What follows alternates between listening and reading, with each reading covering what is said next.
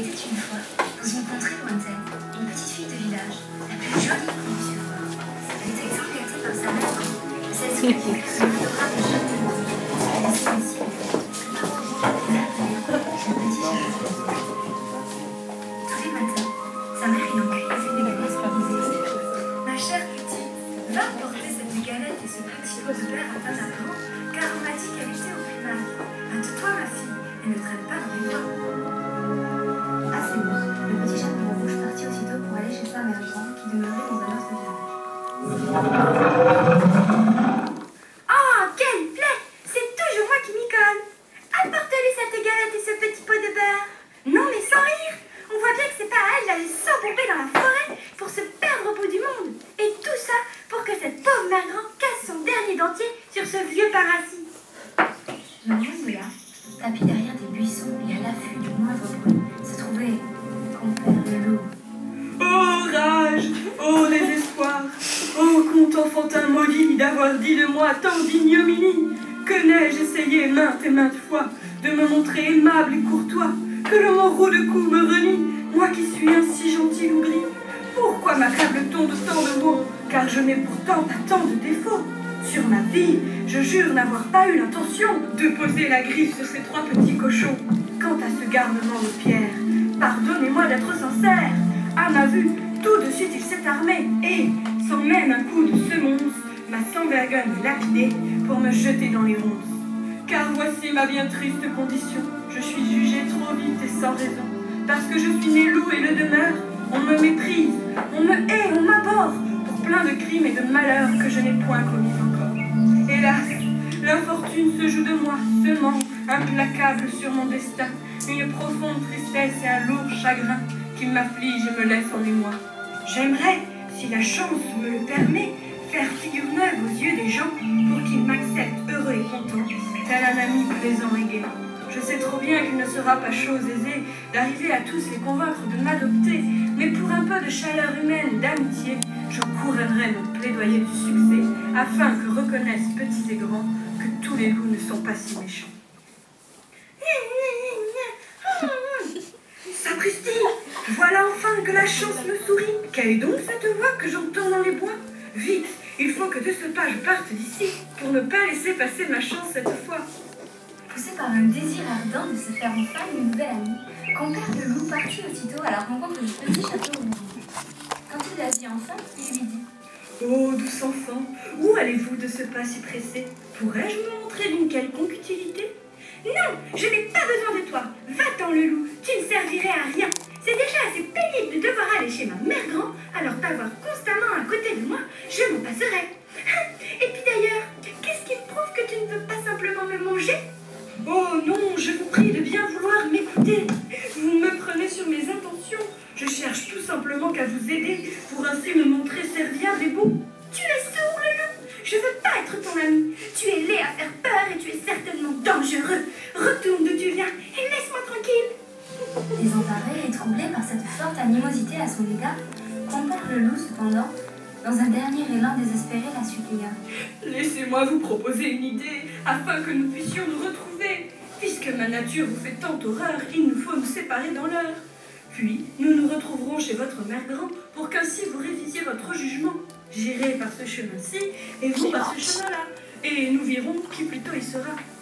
Excédé, le petit chaperon rouge lui répondit: d'accord, très bien, vas-y, je te rejoindrai. Ne se sentant plus de joie, compère le loup ne perdit pas de temps, et tout de suite se mit à courir à son rendez-vous. Quel idiot ce loup! Être aussi naïf et crédule à ce point. S'il croit que je vais devenir son ami, il se fourre le coussinet dans l'œil. Il faudrait se débarrasser de lui une bonne fois pour toutes. C'est un loup, il est forcément méchant, et s'il prend ses allures de chien battu, c'est pour mieux m'entourlouper. On ne pourra jamais changer ce qu'il est, une bête horrible et cruelle. Quand je le reverrai près de chez ma grand, je ferai tout ce qui est en mon pouvoir pour l'éradiquer définitivement.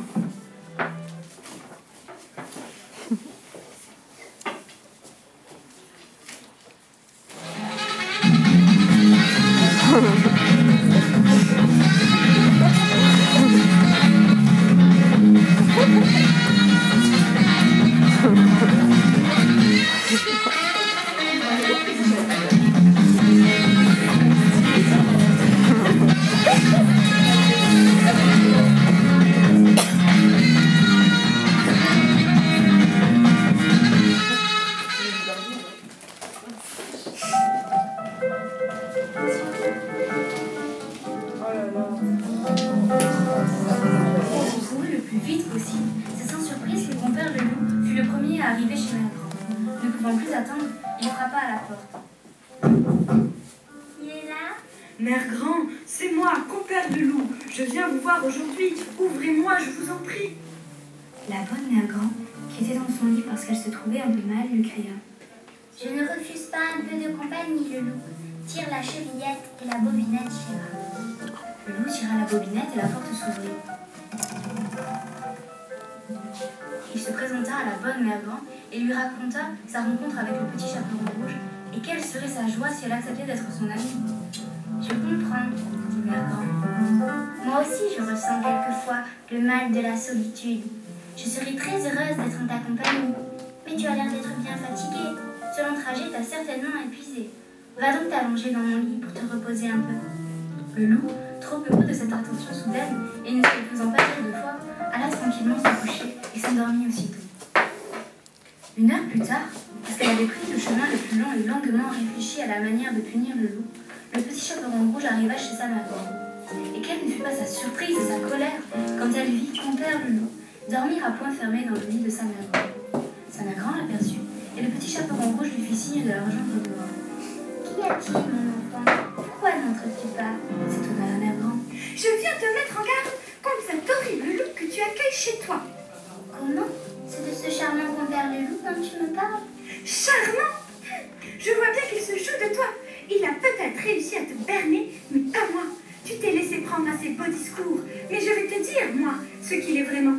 Pas plus tard que tout à l'heure, dans les bois, il m'a menacé alors que je ne cherchais simplement qu'à lui parler et à mieux le connaître. Et je n'ai eu pour seule réponse que de méchantes paroles. Tu en es sûre? J'ai du mal à croire à ce que tu me dis. Perdant toute patience, le petit chaperon rouge lui dit. J'en suis certaine, c'est bien lui. Et s'il est si adorable, c'est pour mieux cacher sa fourberie. C'est pour mieux Mère Grande. Il est une oreille si compétitive.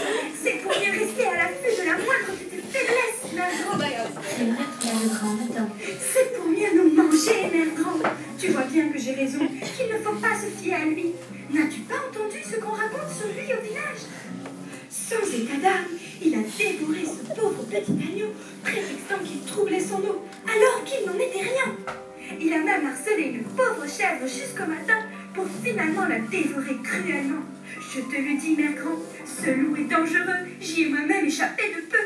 Tout à l'heure, dans la forêt, il m'a dit qu'il me trouvait très appétissante. J'ai alors couru le plus vite possible pour te rejoindre. Crois-moi, je ne jure dire que la vérité.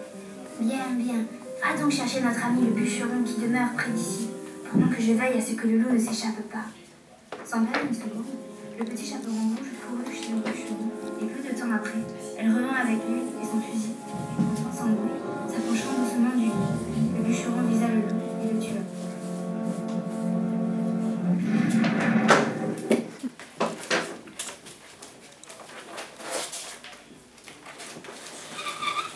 Moralité. L'apparence peut être parfois terriblement trompeuse, et bien de belles fleurs s'avèrent être vénéneuses. Se cachant derrière de ravissants faux-semblants, utilisant leur apparente innocence, elles leurrent et mentent impunément, et sans la moindre défiance, on leur apporte encore souvent l'opportunité de sévir méchamment. Même le plus gentil des loups, qu'il soit honnête, juste et doux, par sa nature et ses attributs effrayants, est condamné d'office et sans jugement, par un seul mot de ses bonnes filles, tout aussi viles que gentilles.